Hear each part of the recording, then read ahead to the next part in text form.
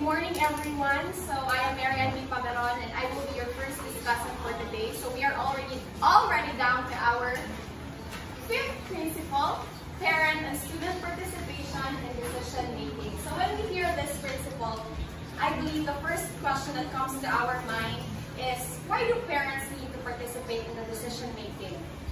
And the best answer for that is, parents know their children better than anyone else. So one of the foundational principles of IDA is the right of parents to participate in the educational decision-making of their child with disability. So the Individuals with Disabilities Education Act, which was signed into law on December 3, 2004, was very specific about how school systems must do, what should they do to ensure that parents are given opportunity to participate in the decision-making of their child, if they so choose. That means that they are just given an opportunity to participate. However, how much to participate and whether to participate is up to the parent. So, walay kung sanay. And also, this principle reinforces the belief that by strengthening the roles of the parents in the special education process, we can make the education of those students with disabilities more effective. But how does it make it more effective? So the question is, can you give an example or a scenario maybe that this statement is made true, especially in the context of special education? Can you give an example or a scenario where this statement, parents know their children better than anyone else, that is true in a special education context? Minsan pero wala ka answer. Wala? Regala. A scenario where this statement is made true, especially in the context of special education. When Parents know their children better than anyone else.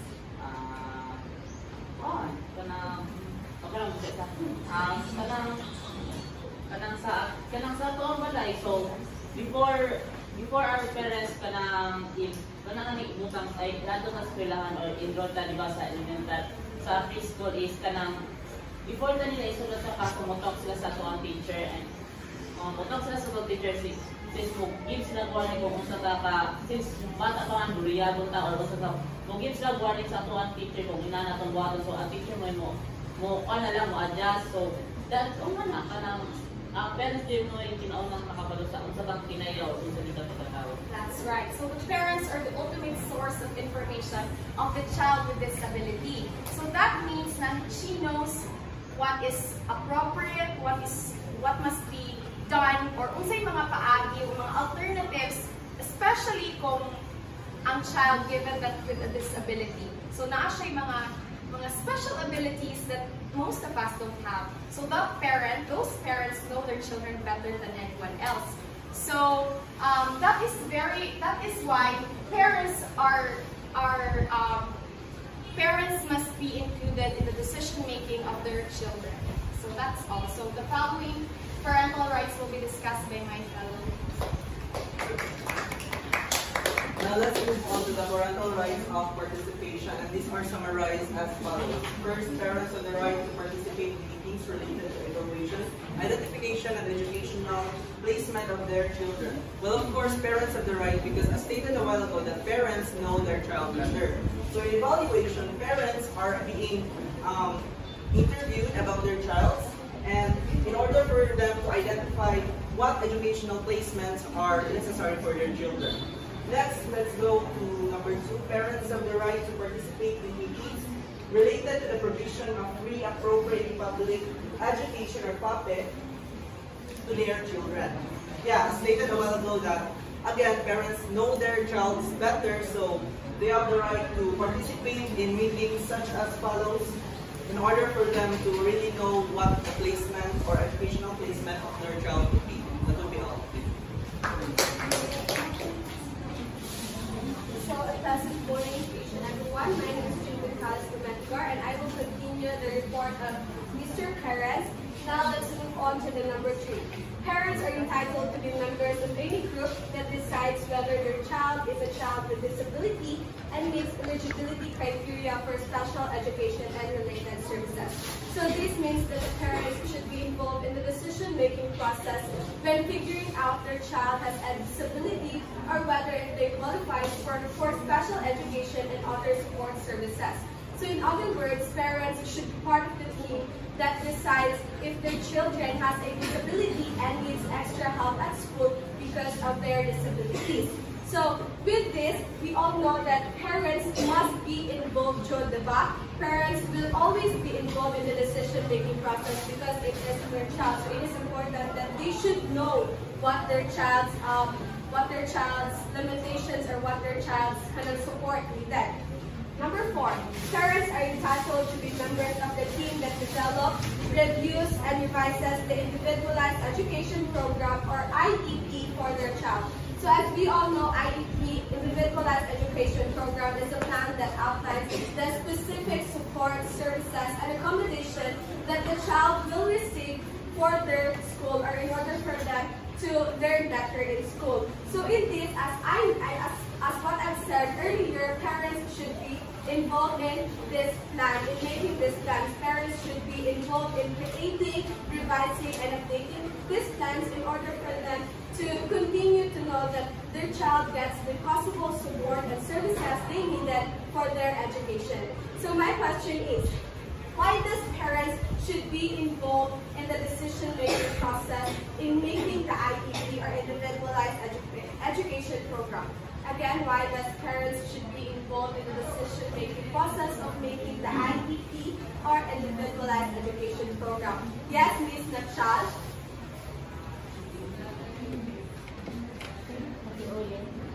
Why does parents should be involved in making the decision-making and making the IEP or Individualized Education Program? Para po sa akin, syempre kasali po talaga ang parents sa IEP na plano kasi sila po ang nakakaalam sa kanilang mga anak. Sila po ang nakakaalam kung ano ang kailangan ng kanilang anak, kung ano ang mga kapansanan ng kanilang anak na siyang bigyan ng ganyang serbisyo o tulong.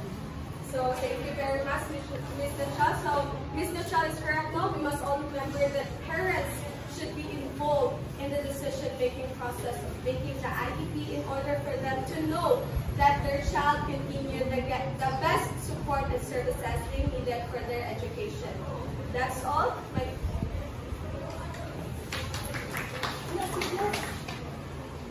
So, good morning everyone. My name is Grace Shalabinabal, and today I will be discussing about how does IDEA define the word parent. But before anything else, I would like to ask a quick question for Mr. Bulawan. For you, how do you define the word parent? For me, I define the word parent by a parent knows best.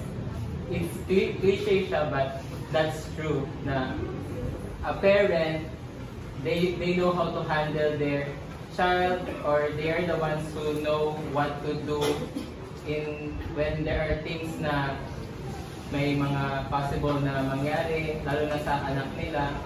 That's when you know na ang parent ang go-to na pupuntahan para ma-assist or matugunan yung kailangan ng bata. Okay, thank you, Mr. Bulawan. So in other words, the parent who takes care and has the responsibility to nurture a student or a child. So how does IDEA define the word parent? The first one is a biological parent. When you say a biological parent, it basically means that they are genetically linked to the child, or they contributed to the child. So they contributed an egg and a sperm to conceive a child. Next one is the adoptive parent. When you say adoptive parent, they are the parent who are not biologically connected to the child, but they took the parental responsibility to nurture and take good care of the child. The next one is an individual acting in the place of biological or adoptive parent. When you say this one, it means it basically means the relatives, the grandparents, and so on. And then the next one is a guardian. When you say guardian, it is a person who is legally entrusted by the government to take care and take full responsibility for the child. A foster parent, on the other hand, is someone who is appointed by the social service agency who took care of the child temporarily, and the child is taken out from the parents so that the child will have a safe and nurturing environment. And then we have the fifth one, a surrogate parent who has been appointed for. When you say a surrogate parent, they are also called as gestational carrier, or they carry a child and give birth to them for another person or another couple. And then the last one is if the judicial decree or order identifies a specific person or to act as parent or to make educational decisions for a child. It basically means is that the court will take the decision or will give the decision who will be the parent or who will take the parental rights for the child, who will take the custody for the child. That's all. Thank you.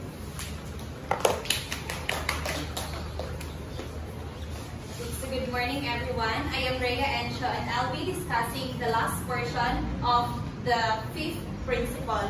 So my question, why is it important to invite students to any IEP meetings if transition services are being discussed? Miss Erica, any idea? Why is it important to invite students to any IEP meetings when transition services or goals are being discussed? Importante po na ang mga students na individuals kaya upang malaman o upang malaman nila kung ano ang kanilang mga kakayanan o mga kahinaan, at sa pamamagitan po ng mga lecture o mga discussions na inihahatid doon sa kanilang like for example yung mga lectures ganyan, malalaman ng bata o ng mga individual na ganito pala may mga hinahan para sila na ganito, may mga problema pala sila sa ganitong bagay. Thank you so much, Miss Erica. So class, inviting students to any IEP meetings when transition services and goals are being discussed is very important. It is because in that discussion, the goals that are prepared or that are focused are prepared for the students in order for them to prepare themselves in the life after high school. So when it comes to like discussion, it will help them, like it will give them the idea on what will be the real world in the near future. So in this discussion, it contains discussions on what are the mga opportunities nila sa pagdating ng panahon. Halimbawa, yung mga trabaho na maaari nilang makamtan, o di kaya opportunities, mga trabaho, o di kaya mga services na maaari nilang ma-attain. At sinasabi rin ng individuals with disabilities in Education Act or IDEA na ito ay ginagamit, ito ay kailangan na para ma-ensure natin na ang mga bata ay mabigyan ng pagkakataon upang ipahayag ang kanilang mga hinanaing. At dito rin sa mga meetings, IEP meetings, ay mabibigyan sila ng mga pagkakataon na tumulong upang planuhin ang kanilang future. At para sa desisyong ito, kinakailangan ko ang pakikilahok ng ating mga parents or di kaya guardian. Bakit nga ba? Okay, so kinakailangan po ang pakikilahok ng ating mga parents or guardian dahil sila po yung nakakaalam kung fit na ba ang bata sa mga meetings na yan. Kasi kung hindi pa po nila alam kung ano nga ba ang reality na nakapaloob sa meeting na yan, ay hindi pa po, nangangahulugan lamang po yan appropriate. So kailangan po ang guidance ng mga parents at guardians natin bago po natin sila isaling sa mga IEP meetings na kung saan ito ay napakahalaga upang matulungan natin ang mga kabataan, lalong-lalo na yung mga may kapansanan. Yun lamang po.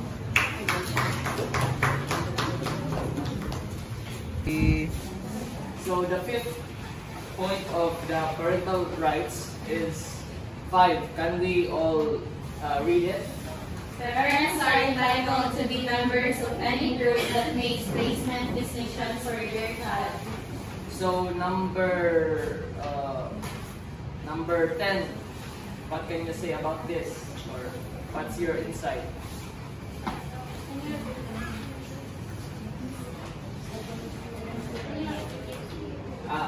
What can you say about, or what are your insights about this sentence?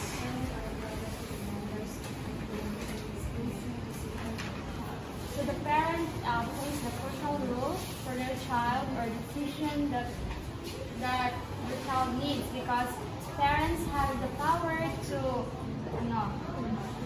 make decision for their child, for their safety.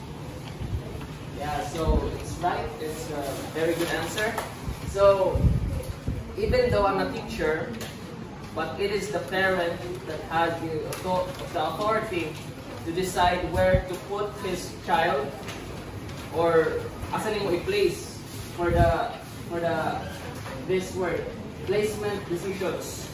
So mag-decide ang parents asa siya ibutang.